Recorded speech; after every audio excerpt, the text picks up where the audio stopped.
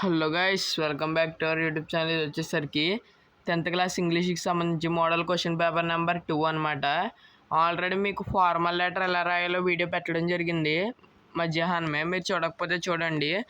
అలాగే ప్రతి ఒక్కరు ఈ వీడియోకి లైక్ చేసి ఛానల్ని సబ్స్క్రైబ్ చేసుకోండి. అలా కింద డిస్క్రిప్షన్లో నా టెలిగ్రామ్ ఛానల్ లింక్ ఇస్తా, ఇప్పుడే జాయిన్ అయిపోండి. అలాగే నా ఇన్స్టాగ్రామ్ ఐడి లింక్ కూడా డిస్క్రిప్షన్లో ఇస్తా, కొంచెం దాన్ని ఫాలో చేయండి. ఇది నా రిక్వెస్ట్.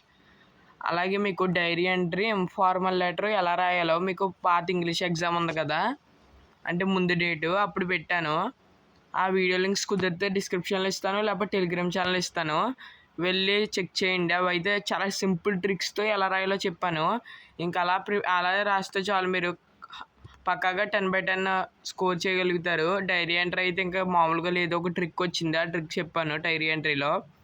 అలా ఫార్మల్ లెటర్ అయితే మధ్యాహ్నం పెట్టడం జరిగింది. మీరు చూడకపోతే చూడండి.